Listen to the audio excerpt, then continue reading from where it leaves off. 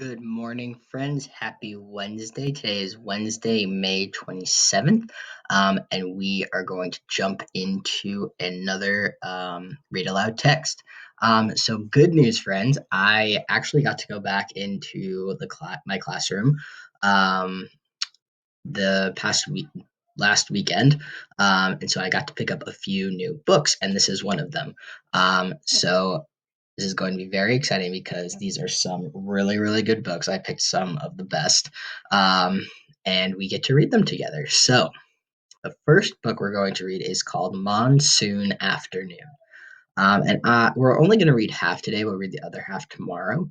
But before we get started with actually reading the book, I want you to try and figure out what the genre is. I'm going to flip through the pages. You can take a look at the as I flip through and see if you can figure out what the genre is. If it's fiction, is it nonfiction? Is this actually a poem? So I will hit this button.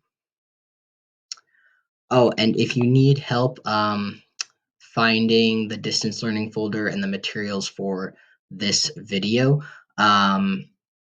because I've showed it so much over the past couple of weeks, you can check one of those videos, or you can reach out to your teacher if you're really confused. Um, but I don't want to waste any time with it, so let's get into it. So, this book is called Monsoon Afternoon, and let's try and figure out the genre. Go ahead.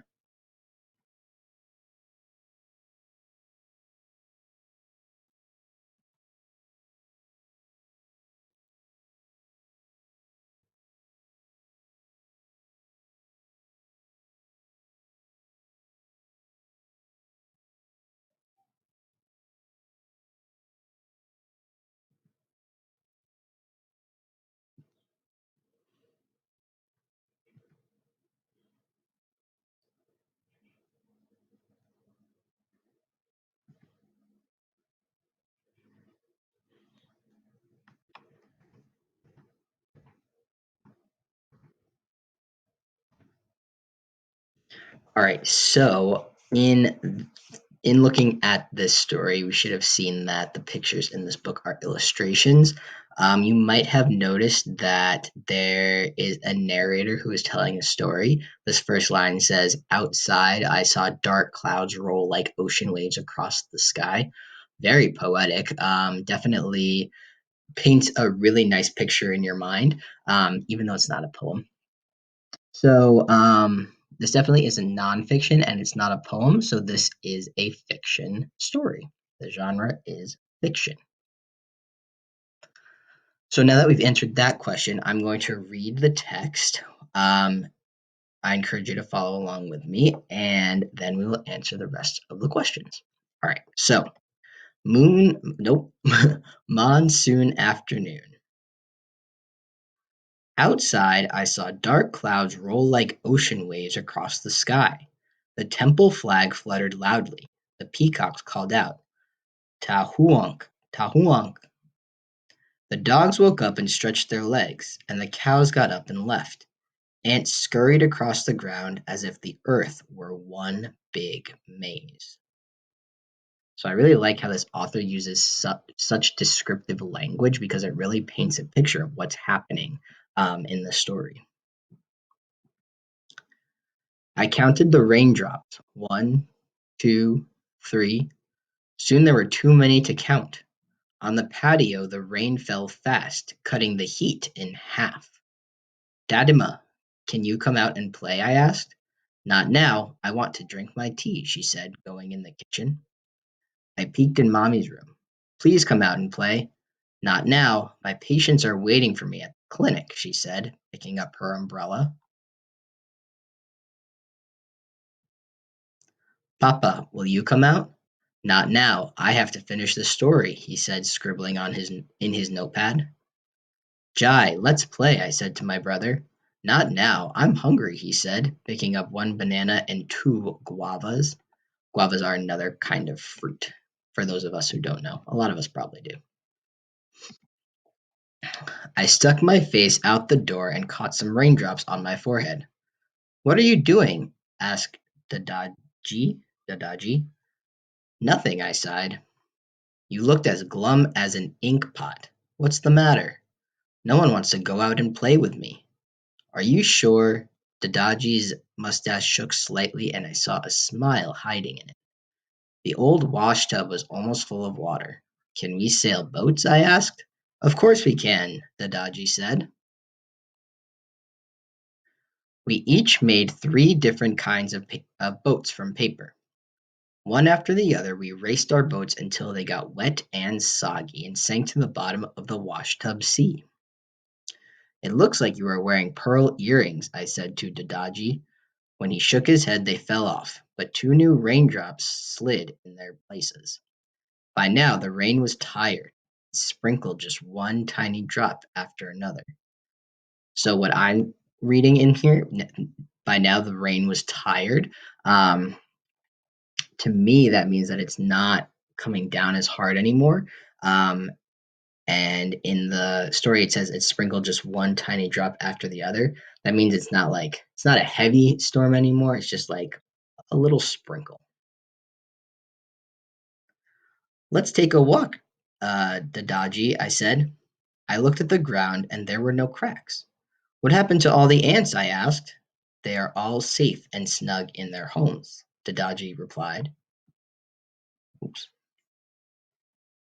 We stopped to watch a peacock dancing.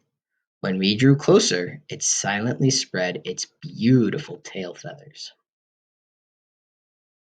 All right, so that's the end of what we're going to read today. Tomorrow we'll read more about what they saw on their walk in the story. So now we're going to move on to the next question. What is a monsoon? This book is called Monsoon Afternoon. So, what is a monsoon? I'm going to flip through the pages again and see if you can figure out what a monsoon is. Go ahead.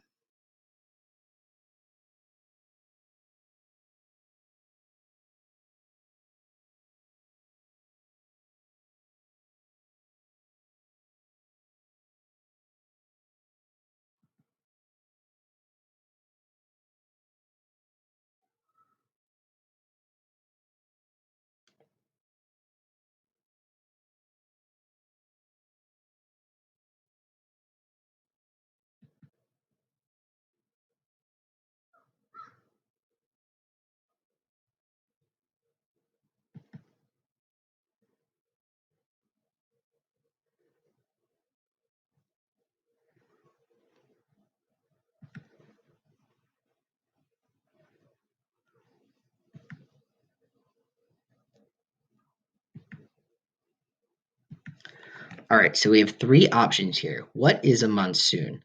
A paper boat, a peacock, or a big rainstorm?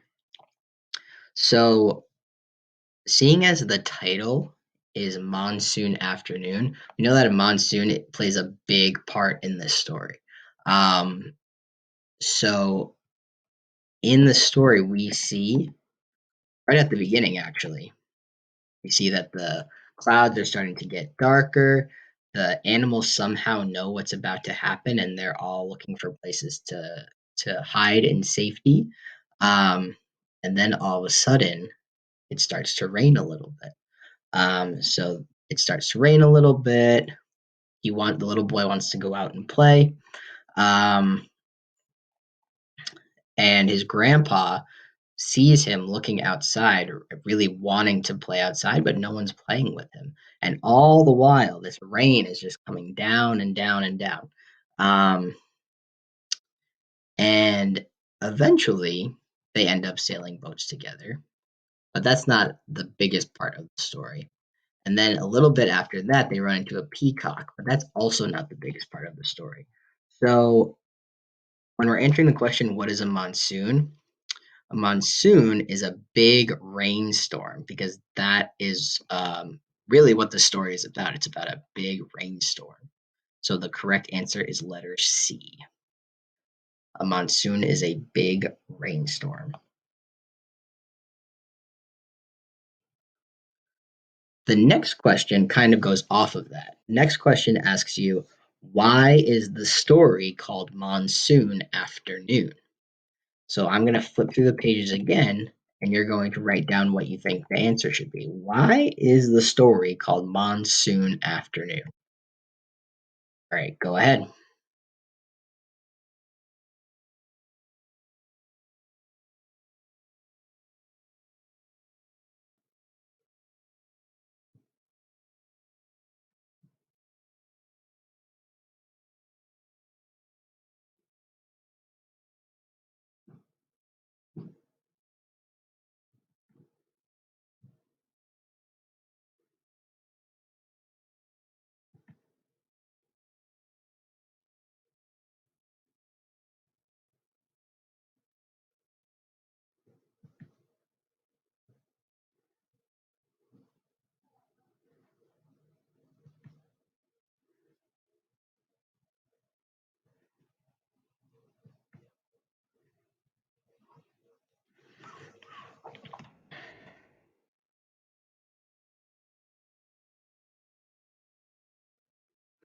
So, why is the story called Monsoon Afternoon? Well, we've learned that a monsoon is a big rainstorm. It's big and giant, and sometimes it can go on for days. Um, and there's lots and lots of rain that falls from the sky. But we know that this story doesn't take place over days and days and days and days. It's really only one small period of time. It's about the afternoon. So in this afternoon, we see the very start of the monsoon. The clouds are starting to get dark. The animals are running away. They don't want to get caught in the rain. And then all of a sudden, it starts to rain. Um, like it's very excited, and it starts to rain harder and harder. We see like these drops here. I don't know. I hope you guys can see this in the pictures. But we see like the rain is coming down in lines. Um, and when it looks like that, we know that it's raining really hard. Um, and then they play outside in the rain, and eventually it stops. Um, but they're still taking a walk in what's called the aftermath, or like right after something happens, right after the monsoon, um, to see what they can find or what animals come out after the monsoon or after it rains, and we'll figure out we'll see what else they see as well, um, when we read the rest of the book tomorrow. So why is the story called Monsoon Afternoon? Because it's about a monsoon, and what this little boy and his grandfather do during the afternoon, um, what when it during the monsoon and after the monsoon. So the story is called Monsoon Afternoon because it's about what a little boy and his grandfather do during the monsoon and then after the monsoon.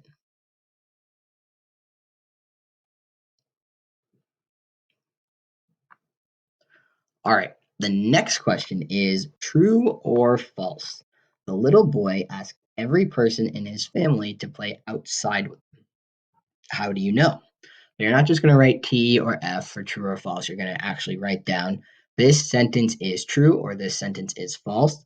And then I know this because you're going to write answer this question in complete sentences. So I'll flip through it again, the book, and you can answer this question: true or false? The little boy asked every person in his family to play outside with him.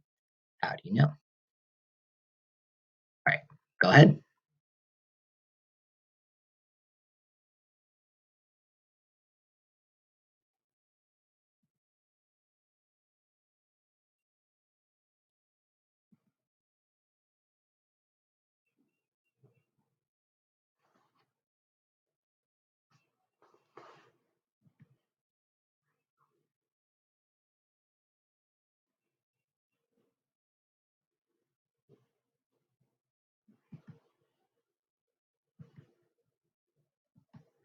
All right, so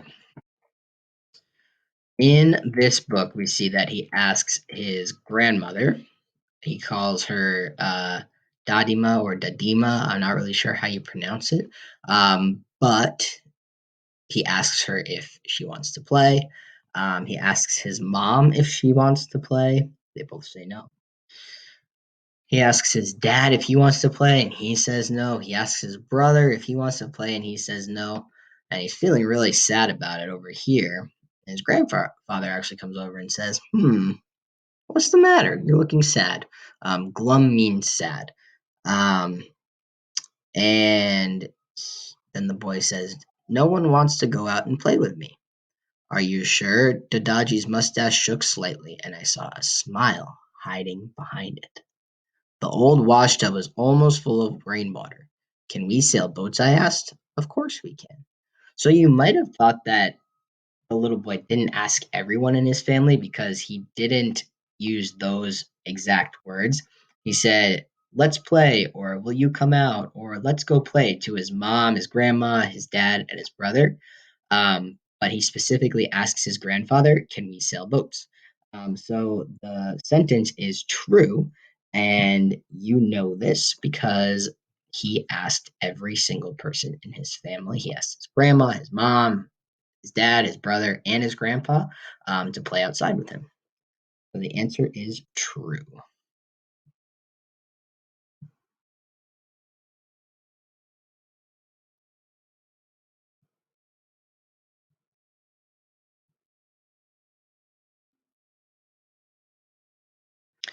All right, my friends, now we're going to move on to the exit ticket. So the exit ticket today asks you, how does the little boy in the story feel about the monsoon? How do you know? Be sure to use details from the text to support your answer.